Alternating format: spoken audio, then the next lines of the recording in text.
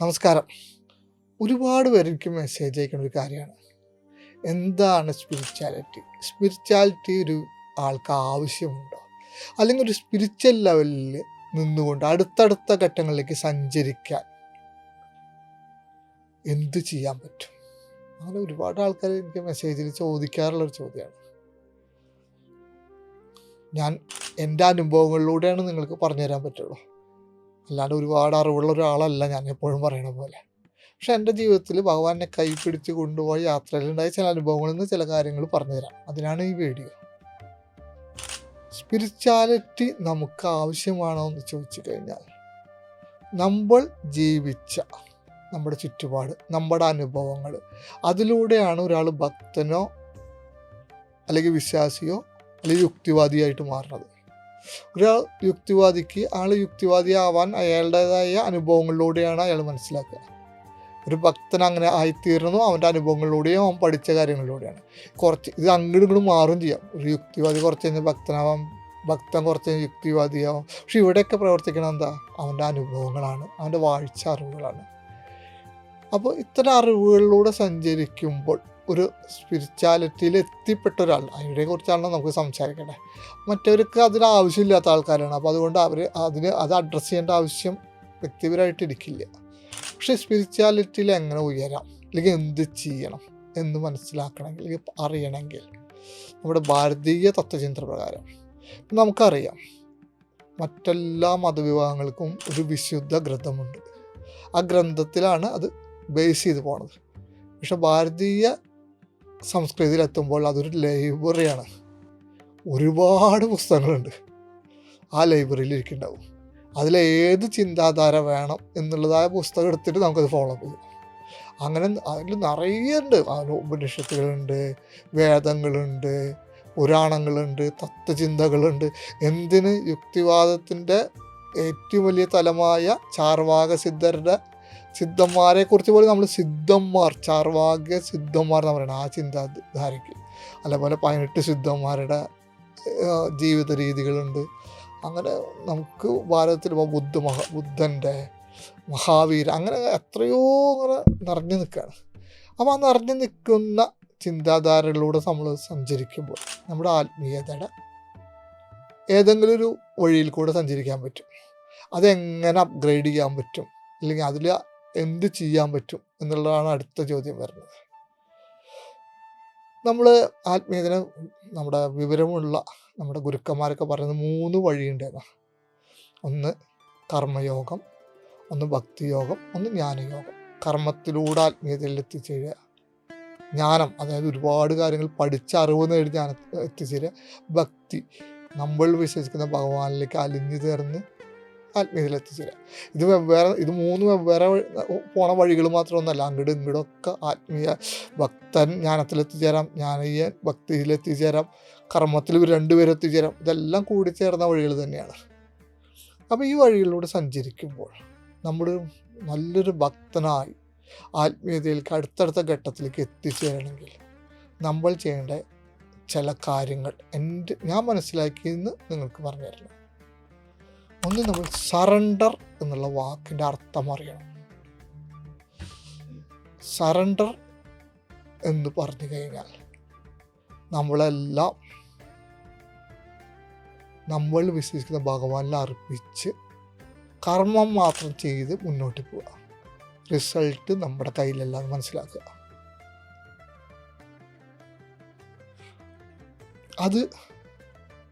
ആ വാക്ക് വളരെ വലിയൊരു വാക്കാണ് സറണ്ടർ. അതിലെത്തിപ്പെടാൻ, ആ സ്റ്റേജിൽ എത്തിപ്പെടുക എന്ന് പറഞ്ഞാൽ അത്ര എളുപ്പത്തിൽ എത്തിച്ചേരാൻ പറ്റില്ല. അപ്പോൾ ഒരു ചോദ്യം വരും, നമുക്ക് ഭഗവാന്റെ ഇടയിൽ ഒരാളുടെ ആവശ്യമുണ്ടോ? നമ്മൾ ഭഗവാനോട് പ്രാർത്ഥിക്കുമ്പോൾ ഒരു ഇടനിലക്കാരൻ്റെ ആവശ്യമുണ്ടോ? നമ്മൾ ആത്മീയതയിൽ സഞ്ചരിക്കുമ്പോൾ ഒരു ഇടനിലക്കാരൻ്റെ ആവശ്യമുണ്ടോ? ഞാൻ പറയുകയാണെങ്കിൽ, നിങ്ങൾ വെറുതെ പ്രാർത്ഥിക്കുന്ന ഒരാളാണെങ്കിൽ, പ്രാർത്ഥന മാത്രം ഭഗവാനോട് പ്രാർത്ഥിച്ച് പോകുന്ന ഒരാളാണെങ്കിൽ അതിൻ്റെ ആവശ്യമൊന്നുമില്ല. നമുക്ക് നേരിട്ട് പ്രാർത്ഥിക്കാം, മുന്നോട്ട് പോകാം. പക്ഷെ നിങ്ങൾ ആത്മീയതയിലേക്ക് അടുത്തടുത്ത ഘട്ടത്തിലേക്ക് പോകണമെങ്കിൽ തീർച്ചയായും നിങ്ങൾക്ക് ഒരു ഗൈഡ്, ഒരു വഴികാട്ടിയുടെ ആവശ്യം വരും. നമുക്ക് നല്ലൊരു പന്ത് കളിക്കാരനാവണമെങ്കിൽ കോച്ചിൻ്റെ അടുത്ത് പോകാണ്ടെങ്കിൽ കളിക്കാൻ പോകാൻ പറ്റും. പക്ഷേ ഒരു കോച്ചിൻ്റെ അടുത്ത് പോയി കഴിഞ്ഞാൽ അതിൻ്റെ ടെക്നിക്കൽ രീതികൾ മനസ്സിലാക്കി മുന്നോട്ട് പോകാൻ പറ്റും. നമ്മൾ നീറ്റ് പരീക്ഷ എഴുതണമെങ്കിൽ കോച്ചിങ് ക്ലാസ്സിൽ പോകാണ്ടെങ്കിൽ നമുക്ക് നീറ്റ് പരീക്ഷ എഴുതാൻ പറ്റും. പക്ഷേ കോച്ചിങ് ക്ലാസ്സിൽ പോയി കഴിഞ്ഞാൽ ആ പരീക്ഷ എഴുതുന്ന ടെക്നിക്കൽ രീതിയിൽ നമുക്ക് മുന്നോട്ട് പോകാൻ പറ്റും. അങ്ങനെ ഏത് മേഖലയിലായാലും നമുക്ക് നേരിട്ട് ചെയ്യാൻ പറ്റും. പക്ഷെ അതിലൊരു ഗൈഡ്, ഒരു വഴികാട്ടി, അതിനാണ് നമ്മൾ ഗുരു അല്ലെങ്കിൽ വെൽ വിഷർ, അങ്ങനെ എന്ത് വേണമെങ്കിൽ പറയാം, അവരുടെ സഹായമായിട്ട് നമുക്ക് കിട്ടിക്കഴിഞ്ഞാൽ നമ്മുടെ വഴി കുറച്ചും കൂടി സ്മൂത്താവും. അതിൻ്റെ ഒരു ശാസ്ത്രീയമായ രീതിയിലൂടെ നമുക്ക് മുന്നോട്ട് പോകാൻ പറ്റും. അപ്പോൾ ഒരർത്ഥത്തിൽ നമ്മുടെ ആത്മീയമായ അടുത്ത ഘട്ടത്തിലേക്ക് പോകണമെന്ന് ആഗ്രഹിക്കുന്നവർക്ക് അത്തരം ഒരു വഴി കാട്ടിയോ ഗുരുയോ വെൽവിഷറയോ ആവശ്യമുള്ളതാണ്. അങ്ങനെ ചെയ്താൽ അത് കുറച്ചും കൂടി നമ്മുടെ യാത്രയ്ക്ക് സ്മൂത്ത്നെസ് കിട്ടും. നമുക്ക് അതിൻ്റെ ഒരു ടെക്നിക്കാലിറ്റി മനസ്സിലാവും. മറ്റേതിനും ഫുട്ബോൾ കളിക്കാരാണെങ്കിൽ കോച്ചിന് ആവശ്യമുള്ള പോലെ, ഒരു പഠിക്കണ കുട്ടികൾക്ക് ഒരു ടീച്ചർ ആവശ്യമുള്ള പോലെ, അങ്ങനെ ആ ഒരു രീതിയിൽ തീർച്ചയായും അത് ഗുണം ചെയ്യും. പിന്നെ സറണ്ടർ എന്നുള്ള വാക്ക് മനസ്സിലാക്കാനാണ്. അതൊരു ദിവസം കൊണ്ടോ 2 ദിവസം കൊണ്ടോ കിട്ടില്ല. നമ്മൾ സഞ്ചരിച്ചുകൊണ്ടേയിരിക്കുക, മെല്ലെ മെല്ലെ നമ്മൾ അതിലേക്ക് എത്തിച്ചേരും. ആ സ്പിരിച്വാലിറ്റിയിലെ ഏറ്റവും ആവശ്യം ക്ഷമയാണ്. ഇന്ന് വന്നു നാളെ സിദ്ധികൾ കിട്ടും എന്നൊരാൾ ഇറങ്ങി പുറപ്പെട്ടാൽ ഒരിക്കലും എത്തില്ല അവിടെ. ക്ഷമയോടെ മുന്നോട്ട് സഞ്ചരിച്ചാൽ മാത്രമേ നമുക്ക് ആ ഒരു ഘട്ടത്തിലേക്ക് സറണ്ടർ എന്നുള്ള വാക്കിന് എത്തിച്ചേരുള്ളൂ. അതിനാദ്യം നമ്മുടെ ഉള്ളിൽ നിന്നുള്ള അഹന്ത, അഹങ്കാരം, ഞാനെന്നുള്ള ഭാവം, എനിക്കറിയാമെന്നുള്ള ഭാവം എല്ലാം പുറത്ത് കളയണം, ശൂന്യമാക്കി വെക്കണം. പാത്രം ശൂന്യമായാല ഭഗവാൻ നമ്മുടെ പാത്രത്തിലേക്ക്, അല്ലെങ്കിൽ പ്രകൃതി നമ്മുടെ പാത്രത്തിലേക്ക് കാര്യങ്ങൾ ഒഴിച്ചു തരുള്ളൂ. ഒഴിഞ്ഞ പാത്രത്തിലാണ് പുതിയ പുതിയ കാര്യങ്ങൾ കിട്ടുക. അത് നമ്മളെപ്പോഴും ശ്രദ്ധിക്കണം. നമുക്ക് എല്ലാം അറിയാം, അല്ലെങ്കിൽ നമ്മൾ അറിവുണ്ട് എന്ന് ചിന്തിച്ച്, അല്ലെങ്കിൽ ഞാൻ എന്നുള്ളൊരു ഭാവത്തിൽ നിന്നാൽ നമുക്ക് ഭഗവാനിൽ നിന്നോ പ്രകൃതിയിൽ നിന്നോ അറിവ് കിട്ടില്ല. നമ്മളെപ്പോഴും പാത്രം തുടച്ച് വൃത്തിയാക്കി വെക്കുക എന്നുള്ളത് വളരെ ഇമ്പോർട്ടൻ്റ്. അപ്പോൾ നമ്മളിലേക്ക് അറിവ് വരും. ഒപ്പം നമ്മൾ വിശ്വസിക്കുന്ന ഭഗവാനെ സത്യസന്ധമായി വിശ്വസിക്കുക, സത്യസന്ധമായി പ്രവർത്തിക്കുക. പ്രവൃത്തി വളരെ ഇമ്പോർട്ടൻ്റ് ആണ്. ആത്മീയത എന്ന് പറഞ്ഞാൽ ഒരു സ്ഥലത്ത് മടി പിടിച്ചിരുന്ന് വെറുതെ ഇരിക്കുന്നൊരു പ്രവൃത്തിയല്ല. ഒരു വലിയ ലക്ഷ്യത്തിലൂടെ സഞ്ചരിക്കാൻ വേണ്ടിയുള്ള എല്ലാ കഠിനാധ്വാനവും ചെയ്യേണ്ട പ്രവൃത്തിയാണ്. ചില ആൾക്കാർ തെറ്റിദ്ധരിക്കും, ഏതെങ്കിലും ഒരു മരത്തിൻ്റെ കീഴിലോ ഏതെങ്കിലും ഒരു സ്ഥലത്തോ മിണ്ടാണ്ടിരിക്കുന്നതാണ് ആത്മീയത എന്ന് വിശ്വസിക്കരുത്. വലിയൊരു ലക്ഷ്യത്തിലേക്ക് കഠിനാധ്വാനം ചെയ്യേണ്ട പ്രവൃത്തിയാണ് ആത്മീയത. അതിൽ നമുക്ക് വേണ്ടത് ട്രസ്റ്റാണ്. നമ്മൾ വിശ്വസിക്കുന്ന ഭഗവാനിലുള്ള ട്രസ്റ്റ്, നമ്മൾ വിശ്വസിക്കുന്ന ഗുരുവിനുള്ള ട്രസ്റ്റ്, നമ്മുടെ പ്രവൃത്തികളിലൂടെയുള്ള ട്രസ്റ്റ്. ആ ട്രസ്റ്റിലൂടെ സഞ്ചരിച്ചു കഴിഞ്ഞാൽ സറണ്ടർ എന്നുള്ള വാക്ക് നിങ്ങൾക്ക് മനസ്സിലാക്കാൻ പറ്റും. എന്ന് സറണ്ടർ എന്നുള്ള വാക്ക് നിങ്ങൾക്ക് മനസ്സിലാക്കാൻ പറ്റിയോ അന്ന് നിങ്ങളിലേക്ക് ആത്മീയത വന്നു തുടങ്ങും. ഞാൻ ചെറിയൊരു ഉദാഹരണം പറയാം. ഒരു കുട്ടി എന്നും ഒരു പണ്ഡിതന് ഒരു തോണിയിൽ സഞ്ചരിച്ച് പോയി അപ്പുറത്തുള്ള വീട്ടിൽ കൊണ്ട് പാല് കൊടുക്കാറുണ്ട്. പണ്ഡിതൻ നല്ല അറിവുള്ളതാണ്, വേദങ്ങളോ ഉപനിഷത്തുകളൊക്കെ കാണാപ്പാടം പഠിച്ചതാണ്, ഏത് വേദങ്ങൾ ഏത് വരികളാന്ന് കാണാപ്പാടം അപ്പെടുത്ത് പറയും. പക്ഷെ അതിൻ്റെ ഒരു അഹങ്കാരവും ഉള്ള ഒരാളായിരുന്നു. അപ്പോൾ എന്നും കറക്റ്റ് ടൈമിന് കാലത്ത് ആൾ കൊണ്ട് പാല് കൊടുക്കും, കുട്ടി കൊണ്ട് കൊടുക്കും, അതേപോലെ തിരിച്ചു പോവുകയും ചെയ്യും. ഒരു ദിവസം ആ കുട്ടി വരാൻ വൈകി. പണ്ഡിതന് ദേഷ്യം വന്നു, കാരണം കാലത്ത് ചായ കുടിക്കുക അങ്ങനെയുള്ള കാര്യങ്ങളൊന്നും നടക്കണില്ല. അവസാനം കുട്ടി നേരം വൈകി വന്നപ്പോൾ ആ പണ്ഡിതൻ ചോദിച്ചു, കുട്ടീനെ ചൂടായി പറഞ്ഞു, എത്ര നേരമായി കാത്തു വയ്ക്കണമെന്ന് പറയുമ്പോൾ കുട്ടി പറഞ്ഞു, കടത്തുകാരൻ വരാൻ വൈകി, അതുകൊണ്ടാണ് എനിക്ക് പാല് കൊണ്ടുതരാൻ വൈകിയത്. അപ്പോൾ പണ്ഡിതെടുത്ത് വയ്ക്കുക പറഞ്ഞു, അഹങ്കാരത്തോടു കൂടി പറഞ്ഞു, പെൺകുട്ടിയെ കളിയാക്കി കൊണ്ട് പറഞ്ഞു, ആ കുട്ടീനെ കളിയാക്കി കൊണ്ട് പറഞ്ഞു, ഗായത്രി മന്ത്രം ജപിച്ച് പുഴയുടെ മേലെ കൂടെ നടന്നു വന്നാൽ എത്തില്ലേ, അത് ചെയ്യാണ് നീ കടത്തുകാരനെ കാത്തുന്ന വിഡ്ഡി എന്ന് പറഞ്ഞ് കളിയാക്കി. ആ കുട്ടി അത് കഴിഞ്ഞ് ആ വിഷമത്തോട് പോയി. പിറ്റേ ദിവസം കറക്റ്റ് ആ കുട്ടി വന്നു, പാലും കൊണ്ട് വന്നു. ആ പണ്ഡിതൻ നോക്കുമ്പോൾ പാല് കിട്ടി, പക്ഷെ കടത്തുകാരനെ കാണാനില്ല. അപ്പോൾ ആ കുട്ടിയോട് ചോദിച്ചു, എങ്ങനെ വന്നു ചോദിച്ചു. അങ്ങനെ ഇന്നലെ പറഞ്ഞു തന്നെ, ഗായത്രി മന്ത്രം ജപിച്ച് കഴിഞ്ഞാൽ ഇവിടെ എത്തിച്ചേരാമെന്ന്, വെള്ളത്തിന് മൂടോട് നടന്നിട്ട്. അതെങ്ങനെ ശരിയാവും അങ്ങനെ പറഞ്ഞ വീണ്ടും ചോദിച്ചു. പക്ഷെ ഇങ്ങോർക്ക് സംശയം. ഇങ്ങോട്ട് വരുമോ എന്ന് പറഞ്ഞിട്ട് ആ കുട്ടി പോയിട്ട് ഗായത്രി മന്ത്രം ജപിച്ച് അങ്ങനെ നടന്നു പോയി വെള്ളത്തിൽ കൂടെ നടക്കണം. അപ്പോൾ ഇത് അങ്ങ് വരുമോ എന്ന് പറഞ്ഞു. അപ്പോൾ പണ്ഡിതൻ വന്നു, സംശയമായി. പറ്റുമോ എന്നുള്ള ചോദ്യം, എല്ലാം അറിയണ ഒരാളാണ് ഈ ഗായത്രി മന്ത്രം. പക്ഷേ സംശയമായി, മുണ്ട് പൊന്തിച്ച് പിടിച്ചു, വെള്ളത്തിൽ ചവിട്ടിയപ്പോൾ വെള്ളത്തിൽ മുങ്ങി. അപ്പോൾ ആ കുട്ടി പറഞ്ഞു, അങ്ങക്ക് വിശ്വാസം ഉണ്ടായിരുന്നില്ല അങ്ങടെ മന്ത്രത്തിന്, അങ്ങടെ ശ്രദ്ധ മുണ്ടിലും മറ്റുള്ള കാര്യങ്ങളിലായിരുന്നു, ശ്രദ്ധയും വിശ്വാസതയും അങ്ങക്ക് കുറഞ്ഞുകൊണ്ടാണ് അങ്ങ് ഇതായി. ആ കുട്ടിയായി പിന്നെ ആ പണ്ഡിതൻ്റെ ഗുരുവായി എന്നുള്ളതാണ് കഥ. ഇവിടെ എന്താ പറയുന്നത് വെച്ചാൽ, നമ്മൾ വിശ്വസിക്കുന്ന ദൈവത്തിനെ ട്രസ്റ്റ് ചെയ്യണം. നമ്മൾ മുന്നോട്ട് പോകുന്ന നമ്മൾ ഗുരുവിനെ ട്രസ്റ്റ് ചെയ്യണം, നമ്മളെ പ്രവൃത്തികളെ ട്രസ്റ്റ് ചെയ്യണം. അതിൽ ആത്മാർത്ഥത ഉണ്ടാവണം, കഠിനാധ്വാനം ഉണ്ടാവണം. എന്നിട്ട് മുന്നോട്ട് പോയി കഴിഞ്ഞാൽ ഞാൻ നേരത്തെ പറഞ്ഞ ആ സറണ്ടർ എന്നുള്ള വാക്കിലേക്ക് നിങ്ങൾക്ക് എത്തിച്ചേരാൻ പറ്റും. നിങ്ങളൊരു വെള്ളം പോലെയാവും, ഏത് വഴിക്കും ഒഴുകിപ്പോകുന്ന വെള്ളം.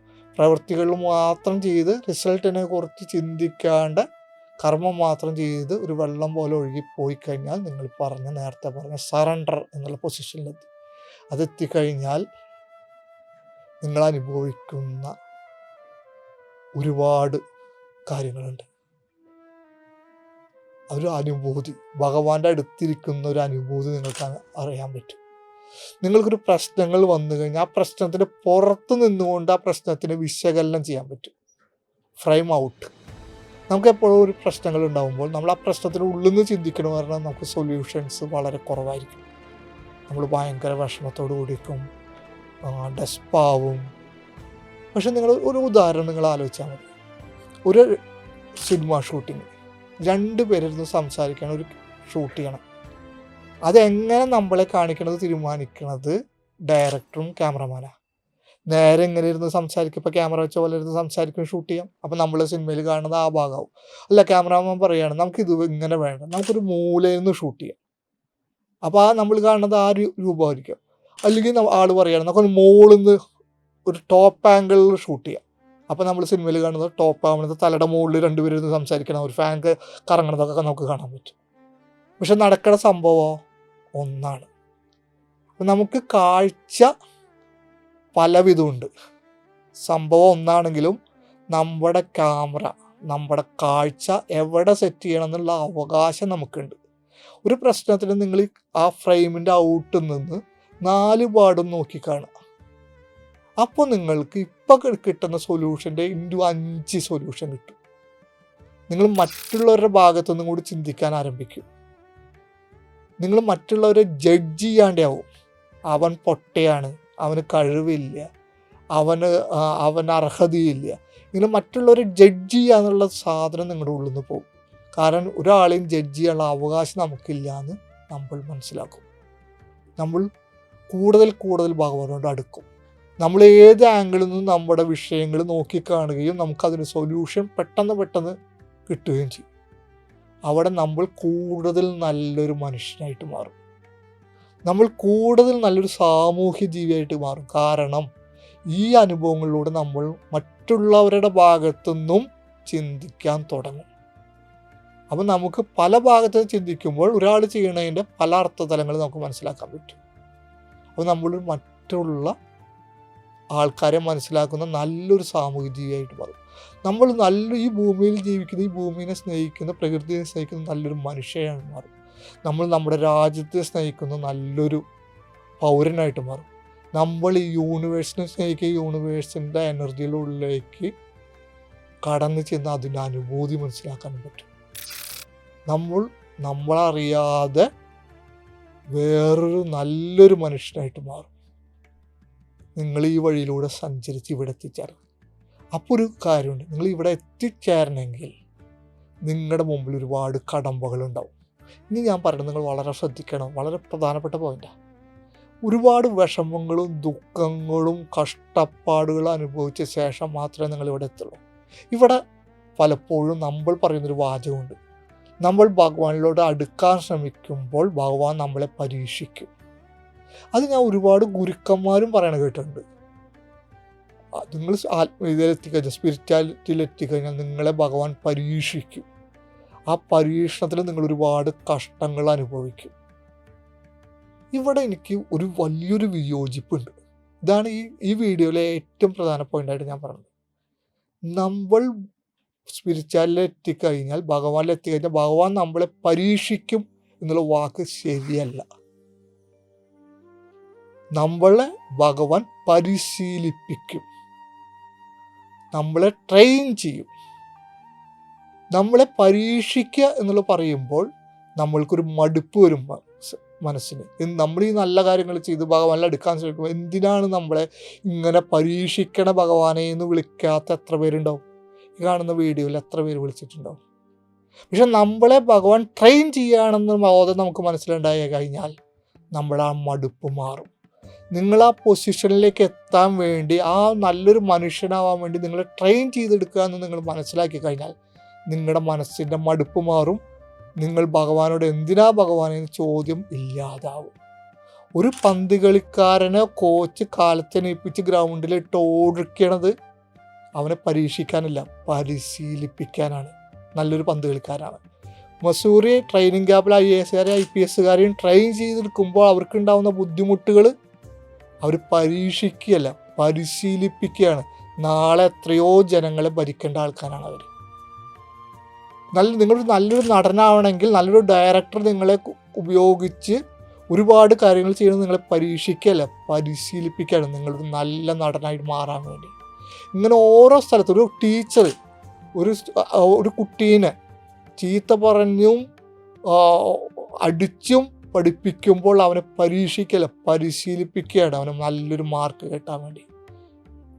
ആ വാക്ക് പരീക്ഷിക്കുക എന്നുള്ള വാക്ക് എടുത്ത് പുറത്ത് കളഞ്ഞിട്ട് പരിശീലിപ്പിക്കുകയാണ് ഭഗവാൻ നമ്മളെ ചെയ്യണത് എന്നുള്ളൊരു മെയിൻ സെറ്റ് നിങ്ങൾക്ക് വെച്ചാൽ നിങ്ങളുടെ ആ മടുപ്പ് മാറും. നിങ്ങൾ ഭഗവാനോട് കംപ്ലൈൻറ്റ് ചെയ്യില്ല.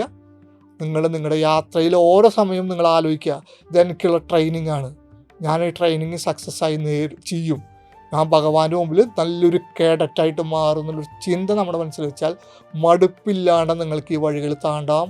സറണ്ടർ എന്നുള്ള ആ പദവിയിലേക്ക് നിങ്ങൾക്ക് എത്താം, ആ പൊസിഷനിലേക്ക് നിങ്ങളെത്താം. നിങ്ങൾ നല്ലൊരു ഭക്തനാവും, നല്ലൊരു മനുഷ്യനാവും, നല്ലൊരു പ്രകൃതി സ്നേഹിയാവും, നല്ലൊരു രാജസ്നേഹിയാവും. നമ്മൾ ഈ യൂണിവേഴ്സിൽ മനസ്സിലാക്കി തുടങ്ങും. നിങ്ങളുടെ ജീവിതത്തിലെ ഏറ്റവും മനോഹരമായ നിമിഷങ്ങൾ നിങ്ങൾക്ക് അനുഭവിക്കാൻ പറ്റും. നിങ്ങൾക്ക് അങ്ങനെ അനുഭവിക്കാൻ പറ്റട്ടെ.